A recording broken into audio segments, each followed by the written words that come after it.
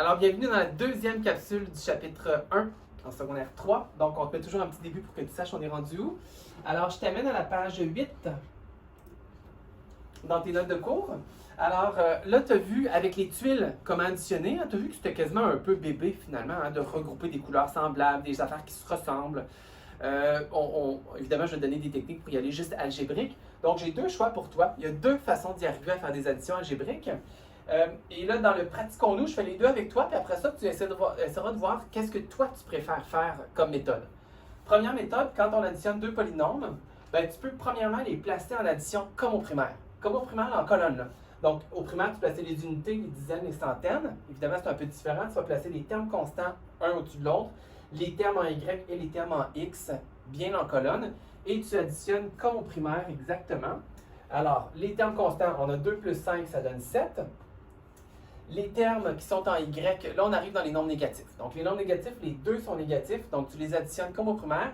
8 plus 3, ça donne 11. Les deux étaient négatifs, donc ça donne moins 11Y. Là, ici, il n'y avait pas de signe, mais c'était plus 7. Donc, j'en mets un pour séparer bien les termes dans mon trinôme de réponse. Et les termes en X, ben, j'en ai 8 plus 2, donc ça donne 10X. Donc, tu vois, ça se passe quand même assez vite quand on additionne en colonne. Le désavantage avec la première méthode de mettre ça en colonne, c'est que là, c'est moi qui l'ai mis en colonne, mais normalement, c'est toi qui vas devoir les placer en colonne. Moi, je vais te l'écrire plutôt comme ça. Alors, tu peux les placer en colonne, ça fonctionne toujours très bien, mais tu vas peut-être trouver ça un peu long.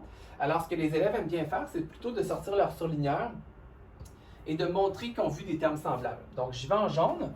Donc, je prends le premier terme, 6ax à la 2, et je mets en jaune tous les termes qui lui sont semblables que je devrais additionner ensemble.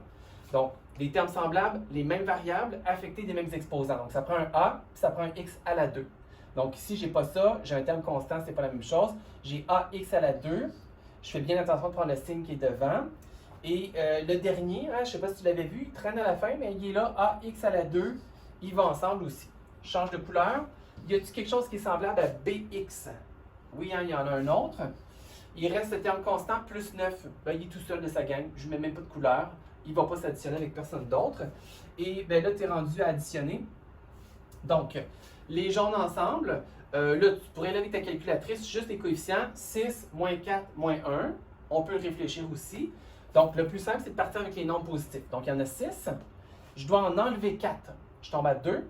Puis, je dois en enlever un autre. Il m'en reste un. Donc, je vais avoir 1 à x à la 2. Je pourrais mettre le 1 devant si je veux, qui n'est pas obligatoire.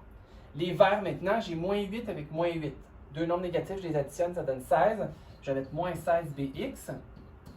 Et finalement, je vais aller placer mon terme constant à la toute fin parce qu'il est de degré 0, donc plus 9. Donc, si toi, tu inverses l'ordre, c'est pas la fin du monde. Ça va être bon pareil. Normalement, si on veut bien faire les choses, le terme le plus à gauche, c'est celui qui a le degré le plus haut. Degré 3 ici, 2 plus 1. Degré 2 et degré 0, je suis dans le bon ordre. Donc, il nous reste juste à écrire dans le bas de la page, au milieu de la page. Donc, pour additionner algébriquement, on regroupe les termes semblables qui ont les mêmes quoi? Les mêmes variables. Toujours, donc les mêmes variables. Affectés des mêmes exposants.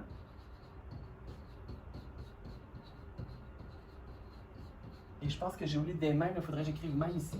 As-tu déjà vu ça? M avec un chapeau, ça veut dire même quand tu écris un peu plus vite dans tes notes de cours. Et qu'est-ce qu'on additionne? On additionne-tu les lettres, les exposants, les variables? C'est le mot coefficient ici qui va là. Donc, on additionne le coefficient de chaque. Alors maintenant, à ton tour de jouer. Donc, si tu vois à partir des exercices, on t'en a mis de toutes les sortes pour que tu te pratiques. Regarde la technique que tu préfères. Essaie les deux en colonne avec ton surligneur, voir qu'est-ce que tu préfères. Dans le quiz, on va te demander les deux aussi. Donc, prends le temps de te pratiquer. Donc, c'est à toi de jouer maintenant. Donc, l'exercice à cette page-là, pardon. Et ça se continue à la page suivante aussi. Prends le temps de les faire, mets la vidéo sur pause. Je te joins de corriger tout de suite après pour que tu puisses te corriger. Et puis, tu ne te gênes pas de poser des questions si tu en as. On n'est pas trop loin en classe. Bonne journée!